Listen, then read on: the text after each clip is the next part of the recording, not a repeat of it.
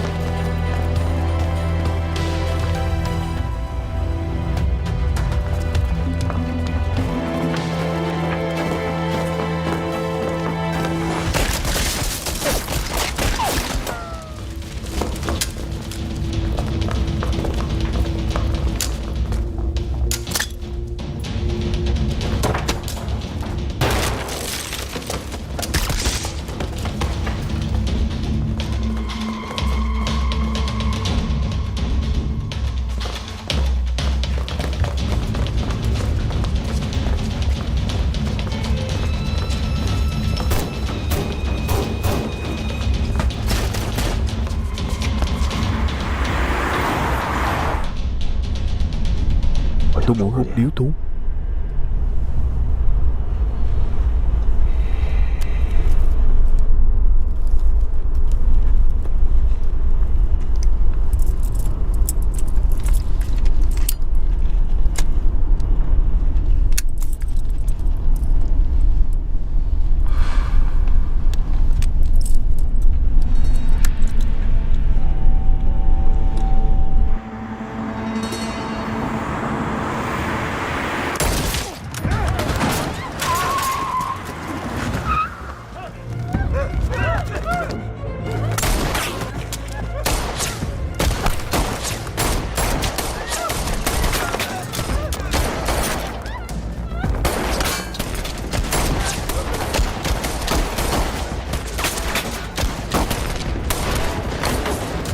Quý dân Trung đâu?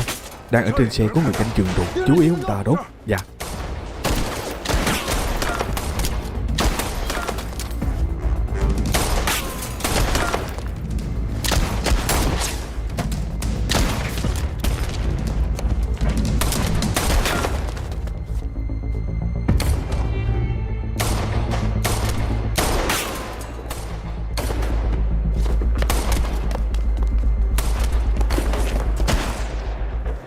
Dân Trung chạy rồi.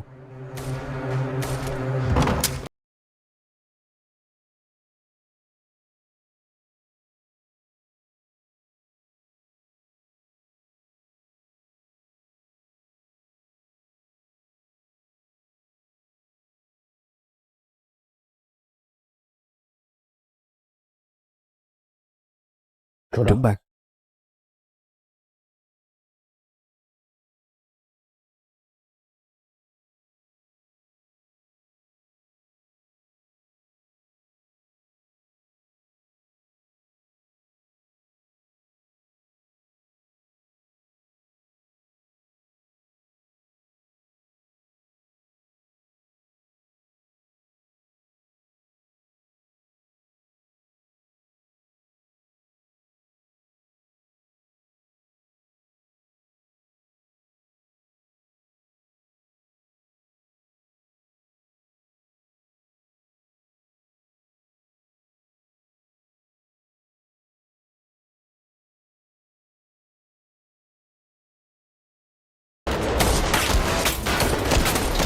Bọn chúng đang kéo dài thời gian. Lái xe đi đường vòng mau chóng về tổng bộ đi. Dạ.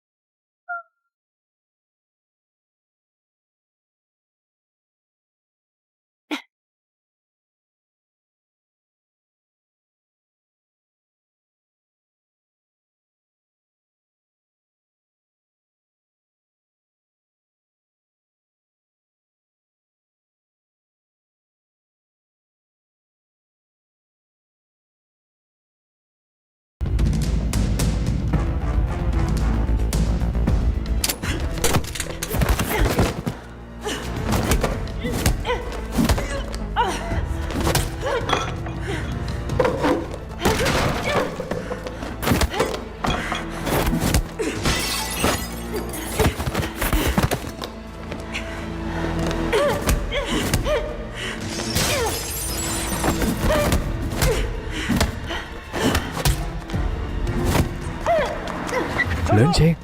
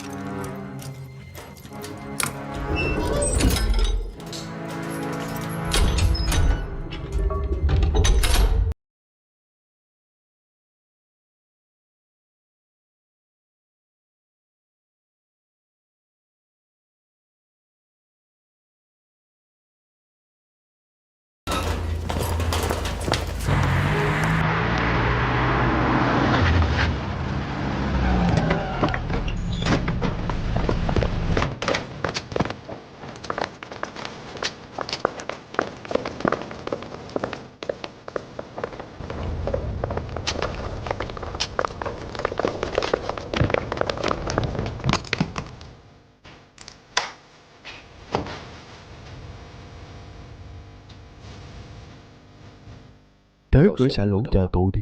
Dạ.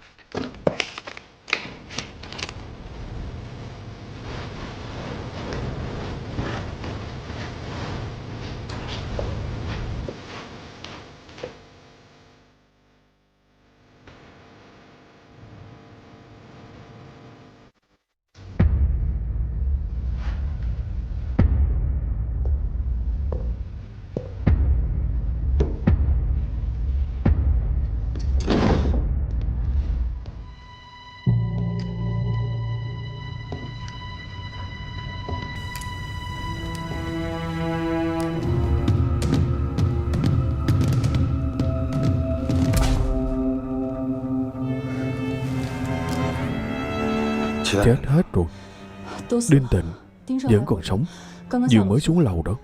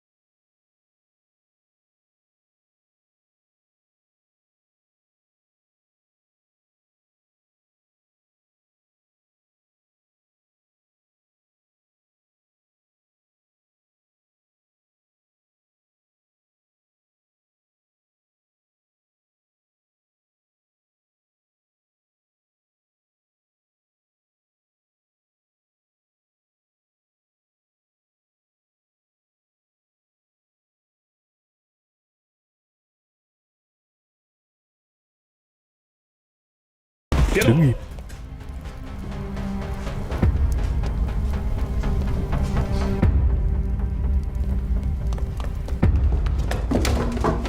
Anh Phong, tôi bắt được một người. Đừng nổ súng, giữ lại nhân chứng sống.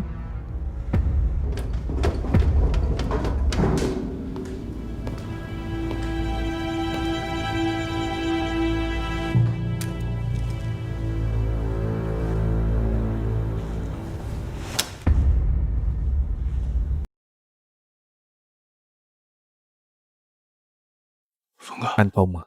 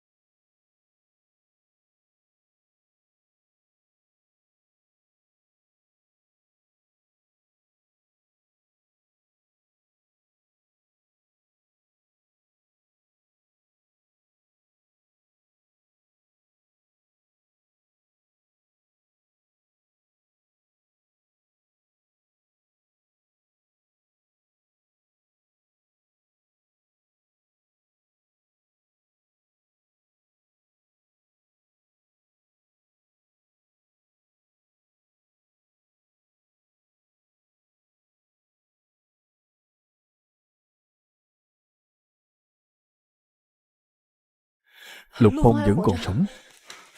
Cứu người đi.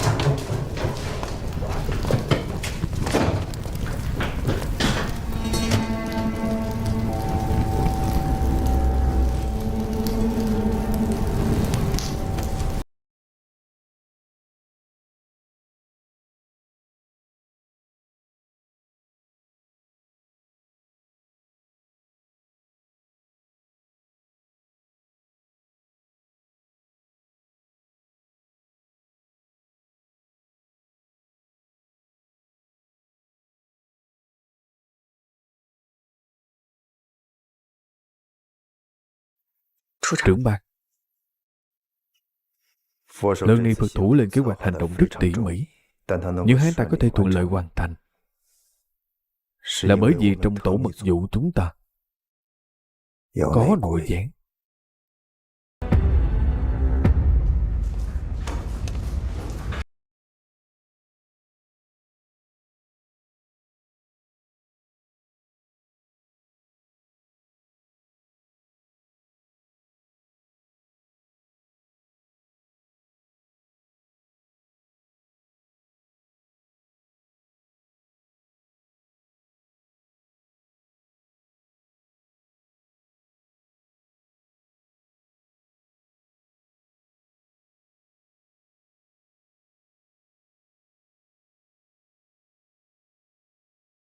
Đội trưởng Ngàn chết rồi. Đinh Tịnh cũng chết rồi.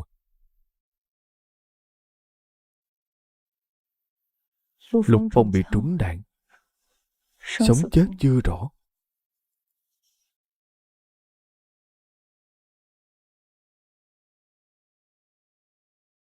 Tổ mật vụ tổn thất nặng nề, gần như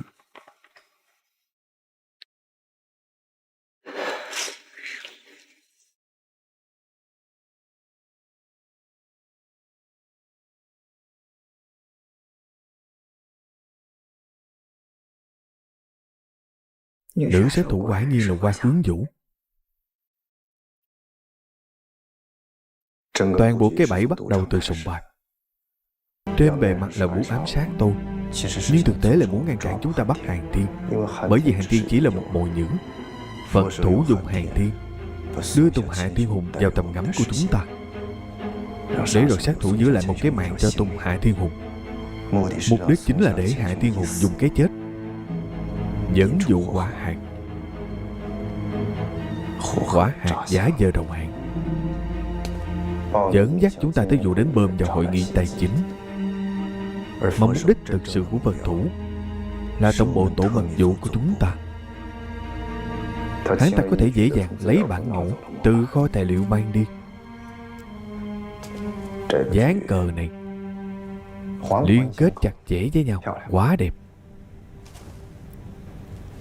Tất cả đều được Phật thủ lên kế hoạch chặt chẽ. Trong quân thống không có nhiều người có khả năng này. Hơn nữa thủ đoạn hành sự của Phật thủ cũng không nằm trong số những cao thủ hàng đầu của quân thống. Bỏ ra nhiều tâm huyết như vậy, không thể nào chỉ vì 2 mảnh bản mẫu. Mục đích thực sự của hắn ta rốt cuộc là gì? Phật thủ đối với nơi này rất quen thuộc. Hắn ta vào trong văn phòng của tôi mở két sắt, ngay sau đó đi luôn tới kho tài liệu để lấy bản mẫu đi, giống như về nhà vậy. Hắn ta đang tìm đồ, sau đó phóng hỏa để che đậy mục đích. Hắn ta đang tìm thứ gì? Tôi cũng rất muốn biết.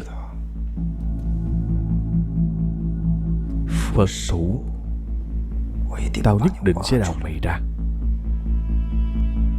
Xuống tay từ nội gián trước. Anh có đối tượng nghi ngờ không? Cô thì sao? Dây bắt xưởng xe thất bại, nhất định có người để đi báo tin. Vào đi.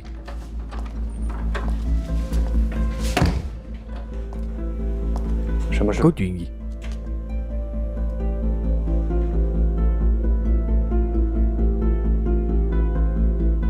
Nếu như không có chuyện gì, Tổ Mặc Dù có gián điệp.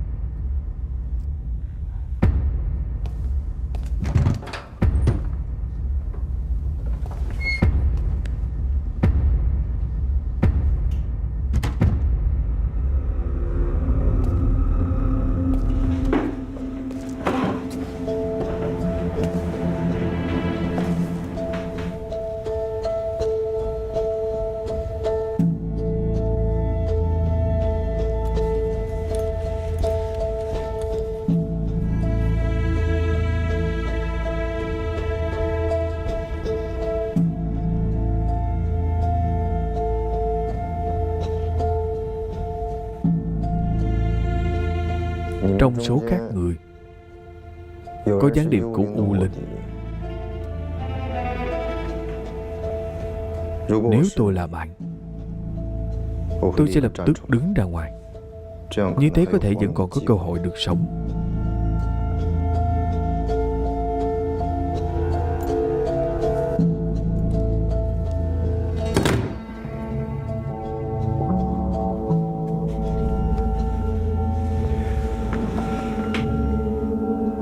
Có ai thừa nhận không?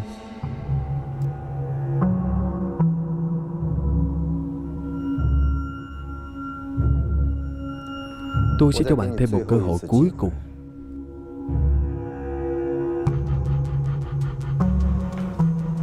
Tôi sẽ đếm tới 5.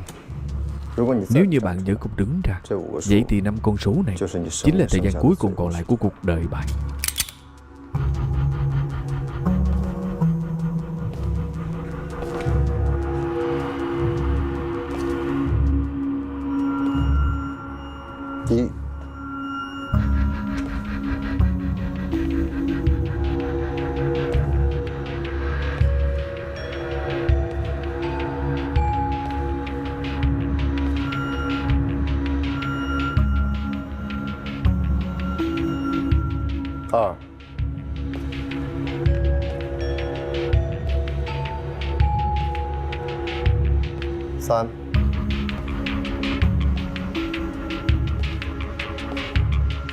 Bốn.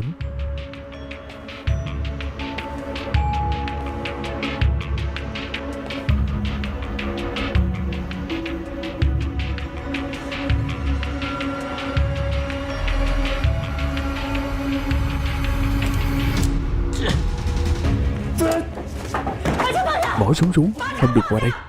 Không được qua đây. Tôi không phải nội gián. Tôi không phải nội gián. Tôi không phải. Tôi nói anh hãy bỏ súng xuống. Cô coi tôi là kẻ ngốc à? Cô. Còn cô nữa. Các người coi tôi là kẻ ngốc sao? Tôi biết. Chỉ cần một khi bị nghi ngờ, cuối cùng sẽ chỉ có một con đường chết. Tôi sẽ không chết một cách không rõ ràng. Tôi sẽ không. Anh hãy thả trưởng ban ra. Các người có thể tha cho tôi không? Có thể tha cho tôi được không? Anh không phải nội gián. Chúng tôi đương nhiên sẽ thả anh ra. Dễ lừa tôi vậy.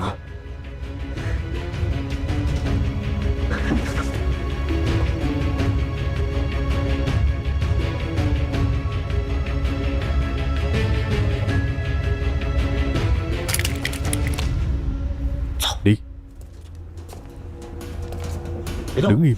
Đứng im. Tất cả đứng im. Đi.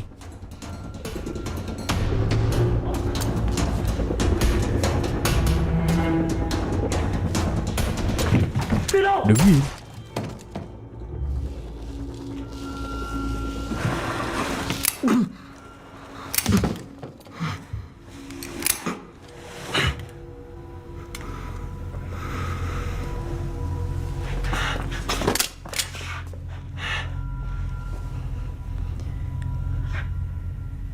Trước hành động vây bắt, xưởng sửa xe nhận được một cuộc điện thoại. Cuộc gọi được gọi từ tổ giám sát chúng ta ngay khi đó. Điện thoại của ai? Lô Bảo Lỗi.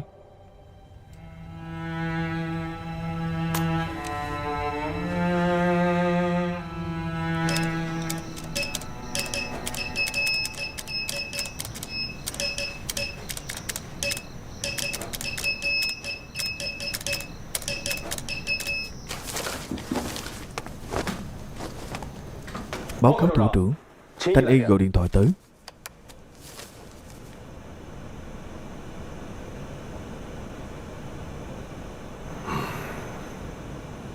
Diễn biến tình trạng này trùng khớp với nhận định của chính quyền trung ương.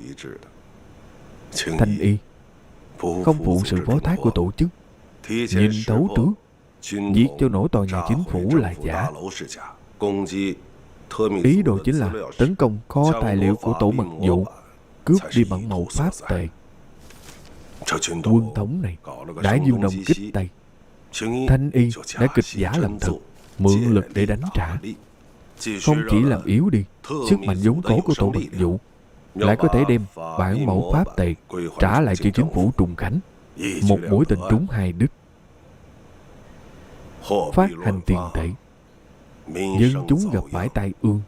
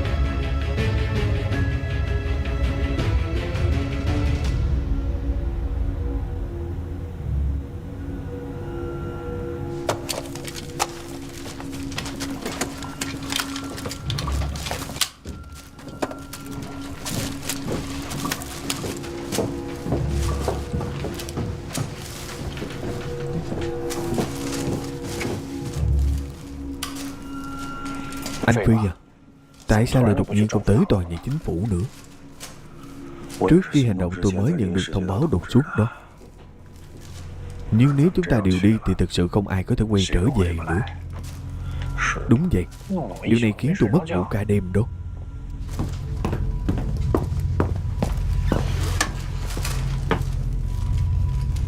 Phật thủ muốn gặp anh.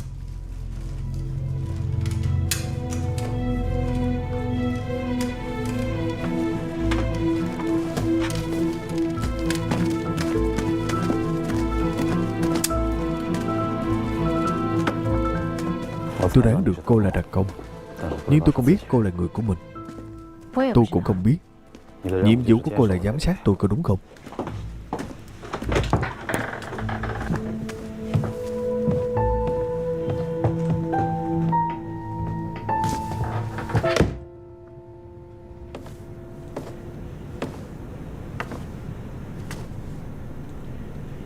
Nhiệm vụ của anh mới chỉ thành công một nửa.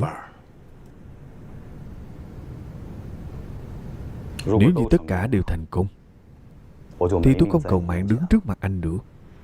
Anh đã tự ý liên hệ với cấp trên à? Tại sao? Đây là lưu trình. Tôi cần phải báo cáo kết quả nhiệm vụ, nhưng anh cũng đã báo cáo một số việc bên ngoài lưu trình. Hôm qua tôi đã mặc áo bơm. Nếu như lòng trung thành vẫn còn bị nghi ngờ, vậy thì người nghi ngờ tôi có vấn đề. Anh đừng hiểu nhầm, tôi không phải nghi ngờ anh. Chỉ là anh nên báo cáo tình báo quan trọng nhất cho tôi trước, chứ không phải do phương diện Trùng Khánh chuyển giao lại cho tôi. Như thế sẽ thuận tiện có lợi hơn cho công việc trực tiếp của chúng ta.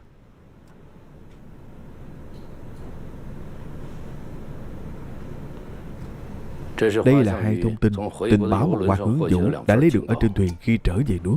Một tin liên quan đến việc Hàng Thiên sẽ mang bản mẫu pháp tệ tới Thượng Hải để giao dịch. Một tin khác là Bộ Quân sự Nhật Bản bị mất một bộ hồ sơ tuyệt mật. Việc anh báo cáo chắc là có liên quan tới hồ sơ tuyệt mật này, phải không? Tôi không phải là người của U Linh các anh. Huống hồ tôi còn chịu trách nhiệm trực tiếp từ cấp trên. Đừng trách tôi nói thẳng, quyền hạn của anh không đủ.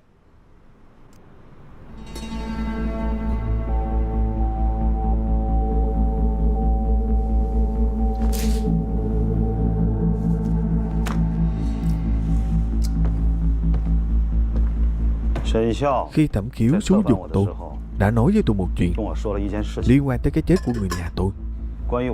Cậu ta đã cho tôi xem một bộ tài liệu, nói là do Chu Thiên Vĩ làm, sau đó giá họa cho người Nhật Bản. Tài liệu có thật không? Ai mà biết được chứ. 3 năm trước Thiên Vĩ đã chết rồi.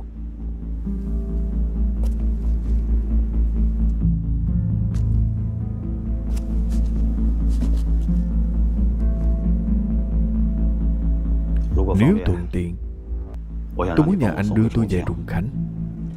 Tôi đã nhận được mệnh lệnh của cấp trên, nhưng bây giờ là thời điểm đặc biệt. Tổ mật vụ đã bắt đầu truy nã anh rồi. Hãy nhìn nhận qua thời gian này đã. Nếu không được, tôi có thể tự mình đi. Không ai có thể rời khỏi đây trong thời gian này. Đây là mệnh lệnh.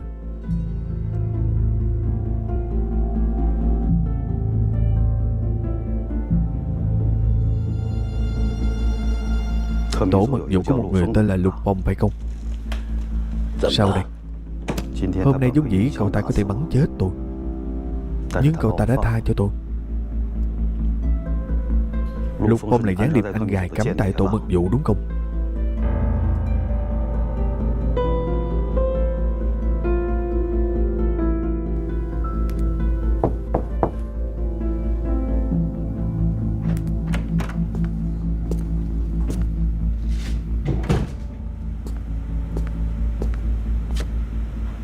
Vẫn chưa tìm thấy Quý Dân Trung. Không có manh mối. Đám người này giống như biến mất khỏi không khí vậy. Lục Phong sao rồi? Hồi phục rất nhanh. Viên đạn không làm tổn thương bất kỳ cơ quan nào à? Cũng không tổn thương tới xương cốt. Anh ấy khá may mắn. Không phải nội gián đã bắt được rồi sao? Anh vẫn nghi ngờ anh ấy à? Thứ nhất, mối quan hệ của cô ta và Hoa Hướng Vũ không cần biết là chủ động hay bị động, không thể không khiến người ta nghi ngờ. Thứ hai, vết thương do đạn bắn này quá trùng hợp, rất giống với hành động của một tay súng có kinh nghiệm, có khả năng muốn khiến cho Lục Phong cố tình tránh né sự nghi ngờ. Thứ ba, mối quan hệ của cô ta và Hoắc Phi đều xuất thân từ một cô nhi viện, quá bất bình thường. Khởi động thẩm tra chính trị đối với Lục Phong. Cô hãy âm thầm điều tra Lục Phong, không được bỏ qua bất kỳ chi tiết nào. Dạ.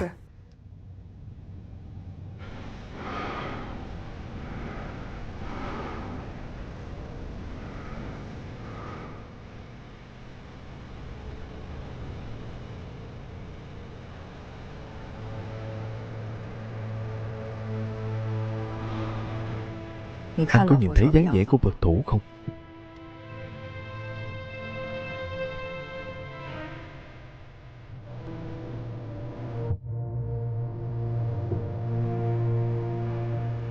Tôi ở bên ngoài kho tài liệu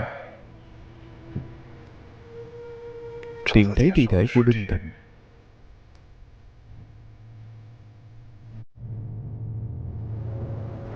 Có người bắn tôi từ phía sau.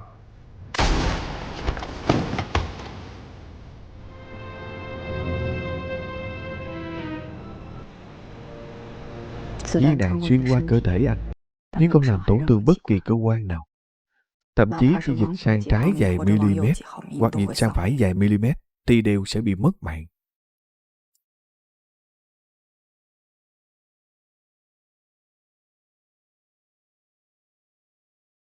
Chúng ta đã tìm thấy nội gián rồi. Lô Bảo Lỗi. Anh ấy dùng điện thoại của phòng giám sát thông báo cho Hoắc Phi, khiến cho các anh đi ra bắt xưởng sửa xe bị thất bại. Lục Phong gọi điện thoại cho Bách Lạc Môn, xác nhận xem có phải anh ta đã đặt chỗ Bách Lạc Môn hay không. Dạ. Tình hình phía xưởng xe thế nào rồi? Cho tới thời điểm hiện nay, cổng lớn vẫn đóng, không có bất kỳ ai ra vào. Đội đặc cẩn đã cải trang thành cục thuế kiểm tra đột xuất rồi, không phát hiện có điều gì bất thường. Trong xưởng có 6 công nhân sửa chữa, 4 người ở tại đó và 2 người là người Thượng Hải bản địa. Đúng là dân Trung có đặt chỗ ở Bách Lạc Môn từ 6 đến 9 giờ tối.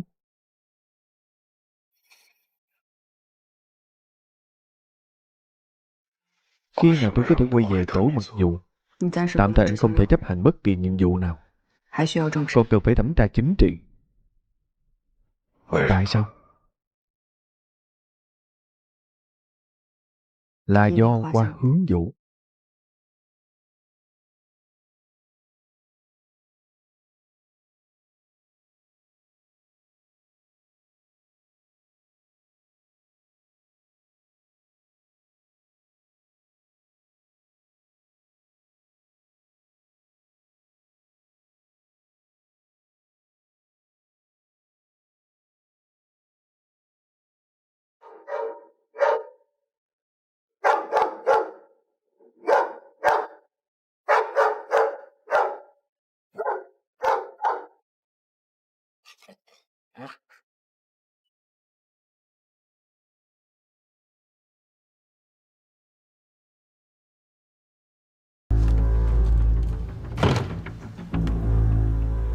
Chủ nhiệm, lần này tổ đặc vụ thật đáng xấu hổ.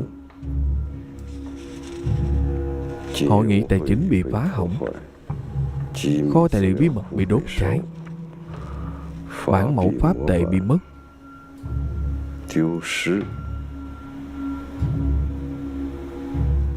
Những điều này đều trở thành cái thớp. Lần này đúng là gặp phải đối thủ rồi. Anh hãy cho tôi thêm một cơ hội. Tôi nhất định có thể bắt được Phật thủ.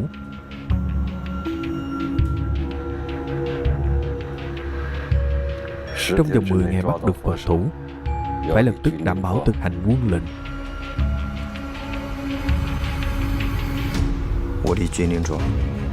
Trong vòng 10 ngày không bắt được Phật thủ, xử lý theo quân pháp.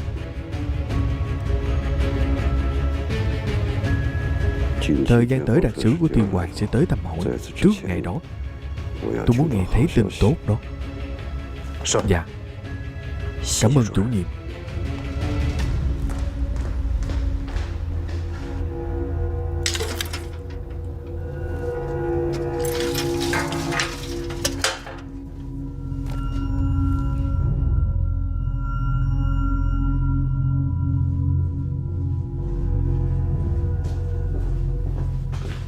Trưởng ban, có manh mối chưa?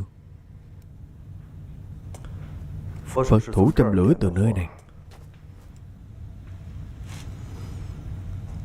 Trước đây nơi này lưu trữ một số tài liệu có liên quan về tổ chức kháng Nhật, do người Nhật Bản thu thập.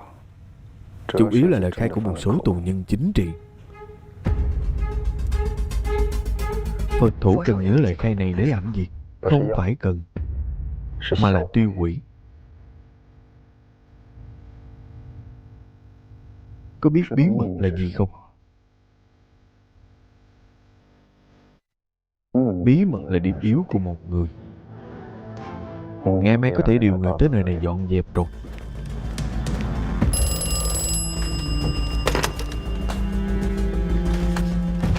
Một cục trưởng. Bây giờ dân Trung thế nào rồi? Giờ quý dân Trung thế nào rồi? Dưới sự bảo vệ của chúng tôi rất an toàn. Anh yên tâm, lập tức đưa nấy tới Trùng Khánh. Số 76 đang dây bắt anh ấy. Bây giờ đưa nấy đi, sợ là rất nguy hiểm. Vậy nên sự an toàn của anh ấy do anh chịu trách nhiệm. Không cần biết dùng cách thức gì, nhất định phải để anh ấy còn sống đứng ở trước mặt tôi. Dạ. Tôi lập tức đi xử lý.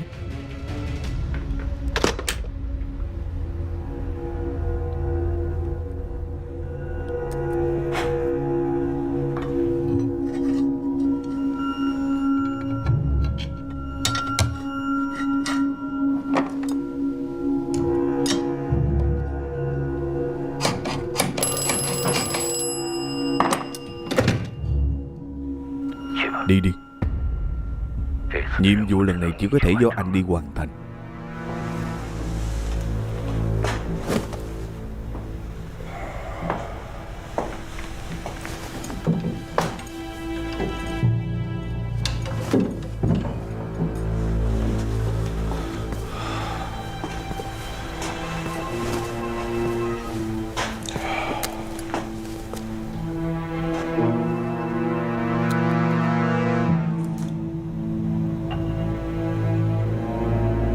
Tôi muốn hút điếu thuốc.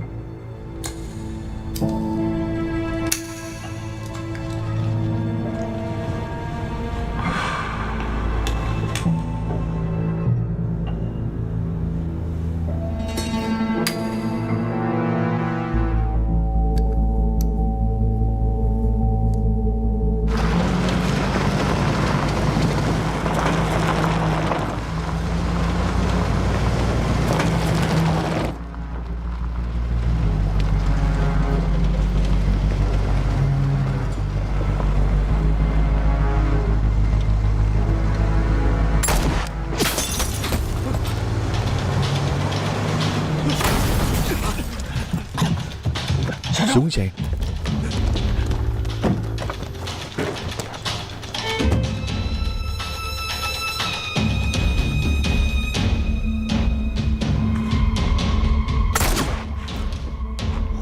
Đúng 5 giờ đúng. Ở tại chỗ chờ tôi, đừng đi.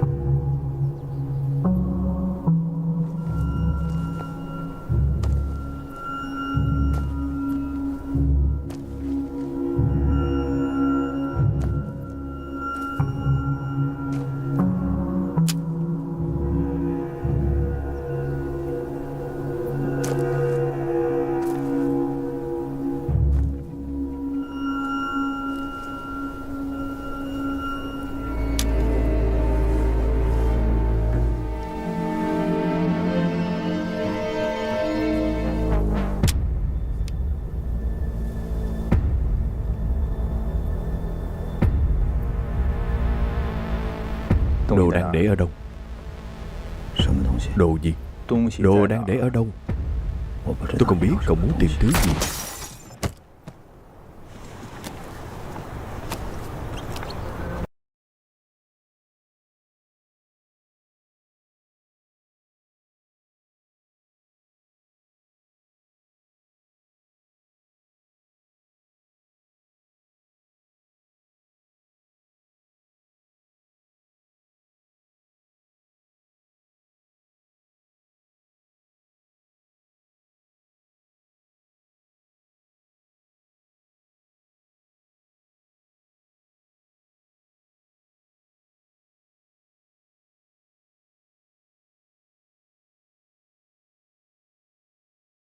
Chúng đã chết rồi.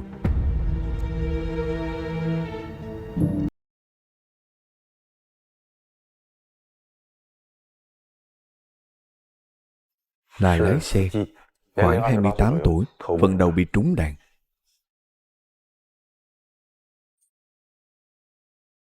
Sao vậy?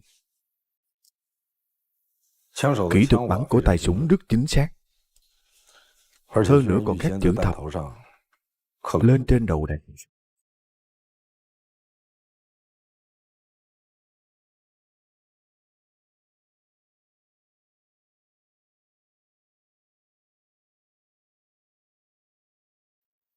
Nam, khoảng 52 tuổi. Anh ta tên là Quý Dân Trung. Tổn thất của lần này đều do anh ta gây nên. Là bắn ở cự ly gần. Có ý gì? Tay súng có lẽ đã thẩm vấn anh ta rồi mới diệt khẩu đó. Không ngoài ý muốn, chính là nhắm vào anh ta mà đến. Điều này chứng tỏ trên người anh ta có thứ mà bọn chúng cần.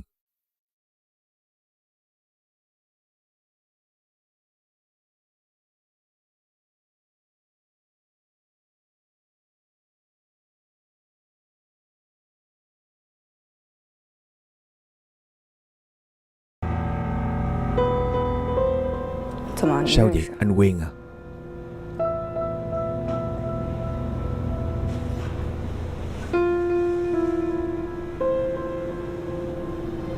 Không ngờ đao pháp của tay súng này lại tốt như vậy. Xem ra anh ấy đứng rất gần với tay súng. À, đúng rồi, còn có một phát hiện mới. Cô qua đây với tôi một chút. Chúng tôi phát hiện ra cùng một loại dây kim loại được tìm thấy ở trên xe, trên lớp xe đó. Còn có cả trên quần áo, đế giày của người chết.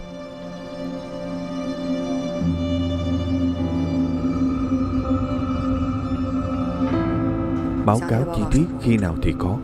Được, tôi sẽ mau chóng.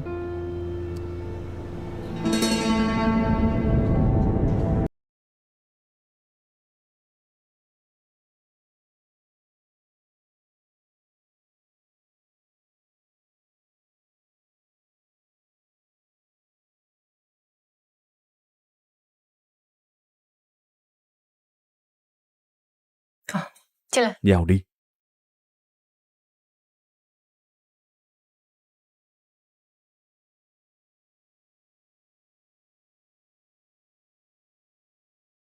Giữ lại làm kỷ niệm. Đây là tấm ảnh chụp chung duy nhất của chúng ta.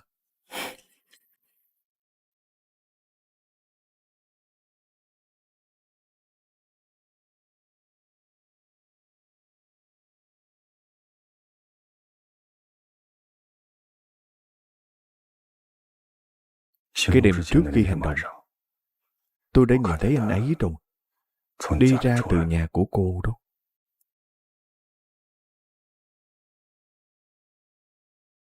Anh còn biết gì nữa? Anh ấy là người của tổ mật vụ số 76. Chắc cô cũng biết đúng không? Anh muốn nói gì? Tôi muốn nói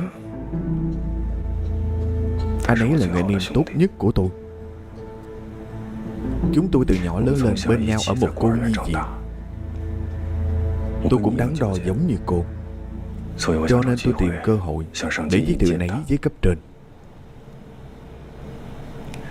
Lần trước xưởng sửa xe bị bao vây, chính là anh Phong đã gọi điện thoại báo tin cho tôi. Anh chắc chắn là Lục Phong sao? Đương nhiên. Hơn nữa lần đó là lần thứ hai anh ấy cứu tôi đó. Anh ấy cũng từng cứu tôi.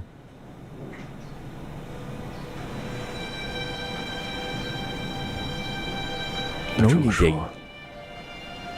liệu anh Phong có phải là người của mình không? Hy vọng là vậy.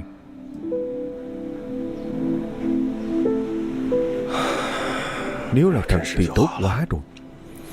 Hai anh em chúng tôi lại có thể ở bên cạnh nhau. Trước đây tôi vẫn luôn lo lắng. Con đường hai chúng tôi đi không giống nhau, sẽ có ngày phải chỉ súng vào nhau. Hai người thực sự quen biết à? Tôi lừa cô làm gì? Khi ở cô nhi viện, anh Phong vẫn luôn chăm sóc tôi. Chúng tôi là anh em sống chết có nhau. Nếu như cô không tin thì lần sau gặp anh ấy, cô có thể hỏi anh ấy. Hỏi anh ấy có phải có một người anh em tên Quắc Phi hay không? Các anh từ nhỏ lớn lên ở cô nhi viện nào vậy? Cô nhi viện Ơn Trạch Tường Hải. Tôi thực sự không thể ngờ hai chúng tôi lại thích cùng một người.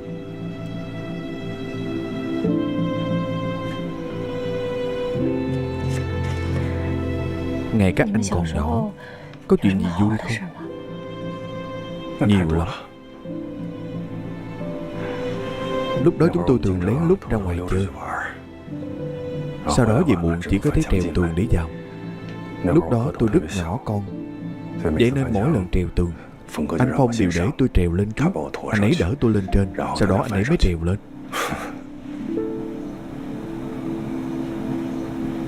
Trong người, dưới đế giày và ngoài lớp xe của Quý Văn Trung đều có sợi kim loại đặc biệt này. Căn cứ theo kết quả giám định của phòng kỹ thuật, chúng ta đã tìm thấy địa điểm rồi.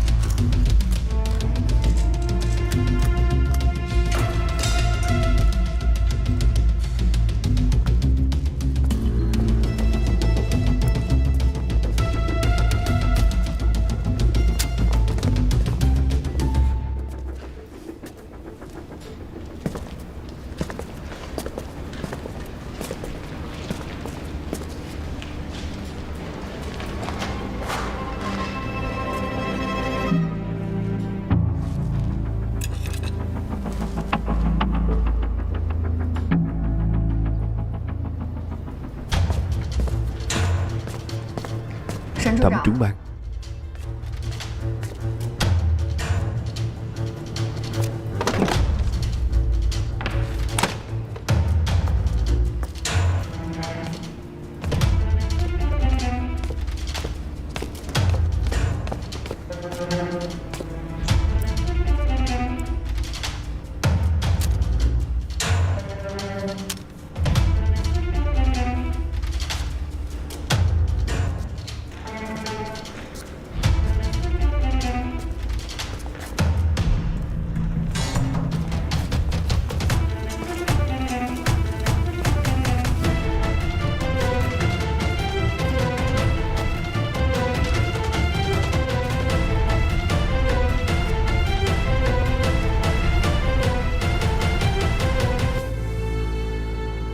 Quá hoàn mỹ.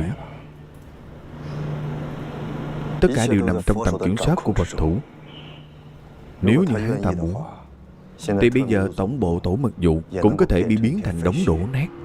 Hắn ta vốn dĩ có thể phá hủy tổ mật vụ, nhưng tại sao hắn ta lại chỉ mang bản mẫu đi và đốt cháy một kho tài liệu, môi hở răng lạnh?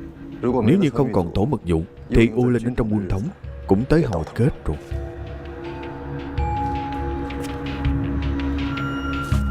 Kể từ khi bản mẫu xuất hiện, Phật thủ liền đặt bẫy cho tôi, cho tới hội nghị tài chính, rồi đến việc lén tấn công tổ mật vụ.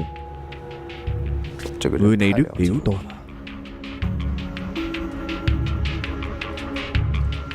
Mỗi một bước đều đi trước tôi. Hắn ta quen anh sao? Rất có thể. Những điều này đều là Phật thủ cố ý để lại cho tôi. Tôi cảm thấy cách hắn ta càng ngày càng gần rồi. Đi sâu vào danh tính của các đặc công đã chết và bối cảnh gia đình, toàn bộ tài liệu tôi đều cần có. Dạ. Tôi muốn xem hắn ta rốt cuộc có thể ẩn nấp được bao lâu nữa. Anh ta tên là Lưu Thư Diễn, ông chủ quán trà Minh Hương.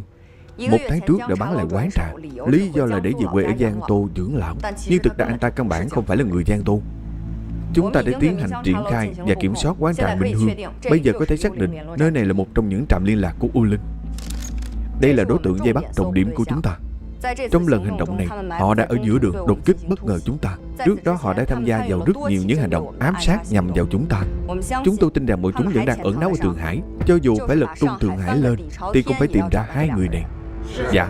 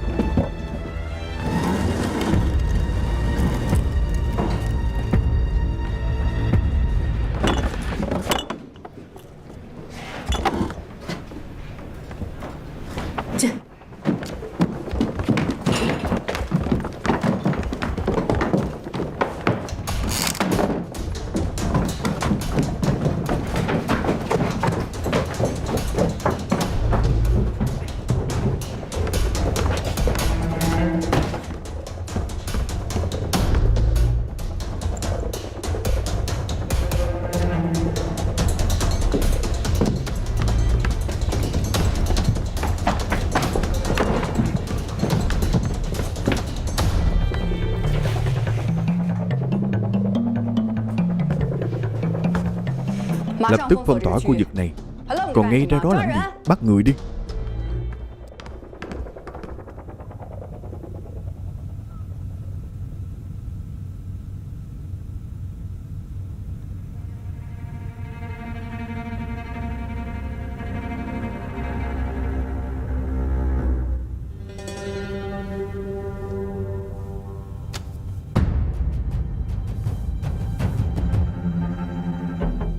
Phật thủ châm lửa từ nơi này. Trước đây nơi này lưu trữ một số tài liệu có liên quan về tổ chức kháng Nhật do người Nhật Bản thu thập.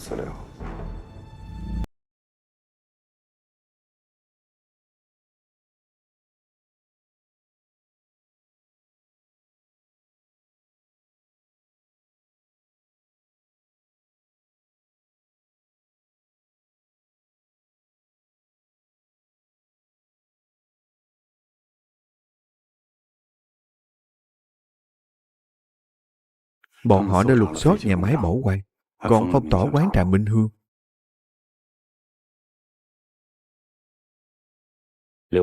Người nhà của Liễu Tắc thế nào rồi? Rất an toàn. Làm theo ý của anh. Đã sắp xếp ổn thỏa rồi. Là ai đã giết chết Lưu Tắc và Dân Trung tới bây giờ vẫn chưa điều tra ra. Hoa Hướng Vũ chạy trốn rồi à? Cô ấy và Quách Phi đều thuận lợi trốn ra ngoài. Nhưng ở trên đường phố khắp nơi đều là người vây bắt bọn họ. Hay là sắp xếp cho bọn họ rời khỏi Thượng Hải đi. Nói bọn họ tối hôm nay đi tới Hàng Châu. Anh cũng tạm thời lánh mặt đi. Tôi còn có việc cần phải xử lý nữa.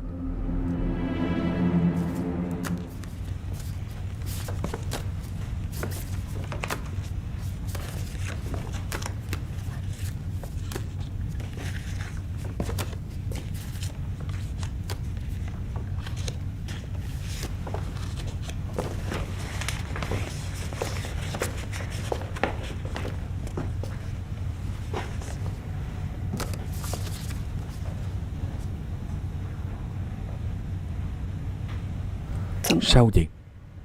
10 năm trước khi tôi còn ở trong phòng điều tra đảng vụ của Quốc dân đảng, gặp phải một vụ án. Ở trong vụ án đó có một người phụ nữ bướng bỉnh, chính là cô ta. Cô ta tên là Úc Dung Thu, là người của Đảng Cộng sản.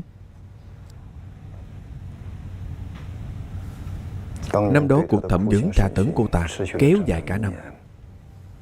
Cô ta bị dày dò tới mức gần như không còn hình dáng của con người, nhưng vẫn không khai ra một từ, khiến cho tất cả những người thẩm vấn cô ta ngày đó đều rất cung kính nể phục. Sau đó qua một thời gian, bên trên muốn cải cách chiến lược, điều tôi tới khuyên cô ấy đầu hàng.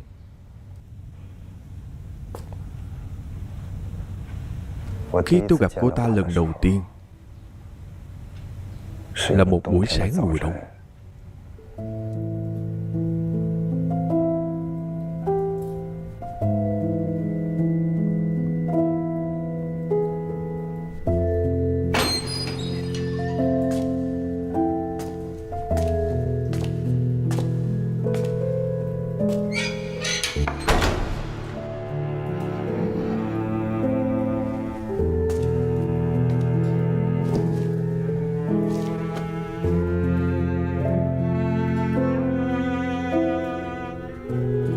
Tôi và cô ta không nói chuyện, cứ ngồi như vậy suốt 3 tiếng đồng hồ.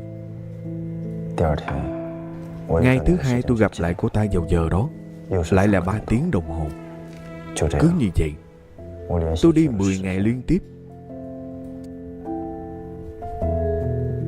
Cho tới ngày thứ 10, cô ta đột nhiên đưa tay ra ôm lấy chiếc cốc nước, có vẻ như đang tìm kiếm một chút ấm áp. Lúc đó cô ta đã quen với sự có mặt của tôi, mà tôi lại đột nhiên biến mất. Tôi biến mất đúng 10 ngày.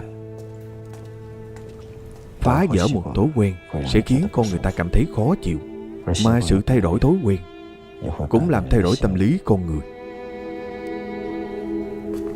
Sau 10 ngày, tôi lại đi gặp cô ta. Cô ta đã mở miệng nói chuyện.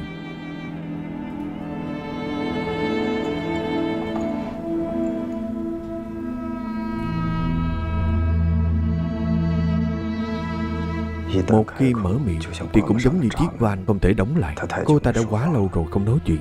Cô ta có rất nhiều. Không logic, không manh mối. Nhưng cô ta đã nói tới một hành động năm 1926. Cô ta với một giọng điệu tê dại miêu tả lại hành động của biệt hiệu Vương Hoàng Lửa. Lúc đầu còn nói rất trầm rãi, pha lẫn một chút thương cảm. Càng nói lại càng kích động, sau đó thao thao bất tuyệt. Thực ra lúc đó cô ấy đã điên rồi.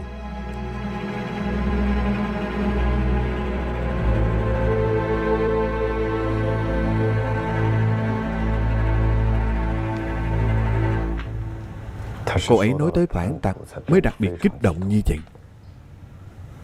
Cho tới bây giờ tôi vẫn không hiểu tại sao cô ta lại nói tới hành động của Vương Hoàng Lửa. Thậm chí không hiểu tại sao cô ấy lại chết. Nhưng tôi có thể cảm nhận được trong lòng người phụ nữ này có một vết thương vô hình rất sâu, đau đến nỗi ngay cả khi phát điên cô ta vẫn nhớ rõ ràng, không thể trốn tránh. Cô ta có nói kẻ phản tặc là ai không? Anh cảm thấy cô ta có liên quan tới Phật thủ à?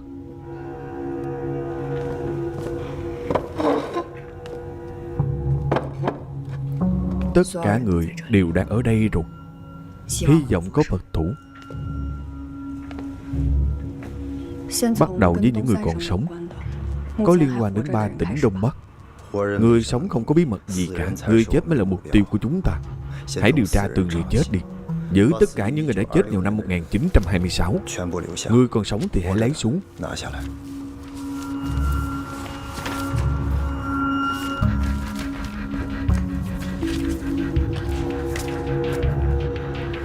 Giữ lại tất cả những người có liên quan đến 3 tỉnh Đông Bắc.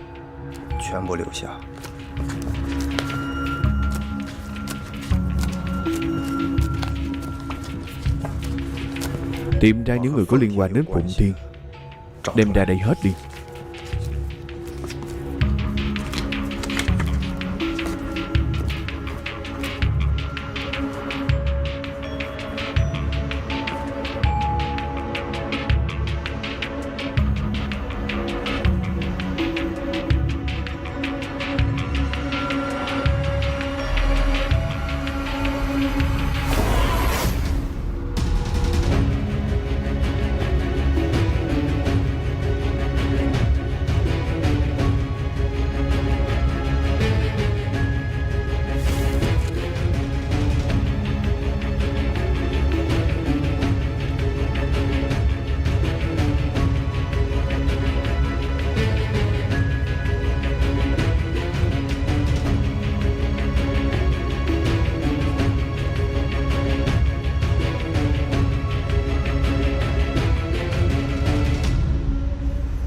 Sau khi chúng tôi hoàn thành nhiệm vụ, tổ mặc dù bắt đầu nghi ngờ nội bộ có nô gián. Gần đây đã xử lý không ít người. Trong tổ mặc dù có người của chúng ta không? Để tránh giết nhầm trong nhiệm vụ lần này, chúng tôi đã khởi động biện pháp bảo vệ nội bộ. Tổ mặc dù không có người của chúng ta.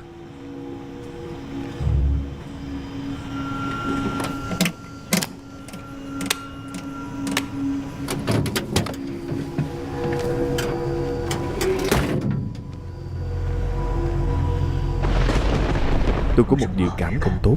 Ý cô nói là anh Phong sao? Anh ấy nhất định đã bị khống chế rồi. Cho dù bây giờ vẫn chưa chết thì tình hình chắc chắn rất nguy hiểm. Nhưng vừa rồi Phương đại ca đã nói tổ mặc dù không có người của chúng ta. Không thể nào. Nếu như Lục Phong không phải là người của chúng ta, anh ấy sẽ không cứu anh, cũng sẽ không cứu tôi. Tôi không thể đi.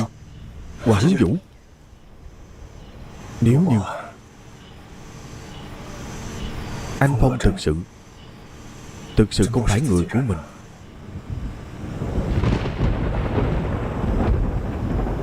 vậy thì càng phải hỏi cho rõ tại sao nãy lừa dối tôi. Không được, bây giờ quá nguy hiểm. Ít ra chờ tới. Hướng Vũ,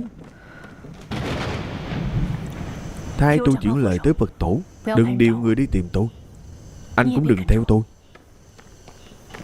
Hoa Hướng Vũ này đi đâu vậy chứ? Tuyên chấp chải rồi. Tôi nhất định sẽ đưa cô ấy quay lại.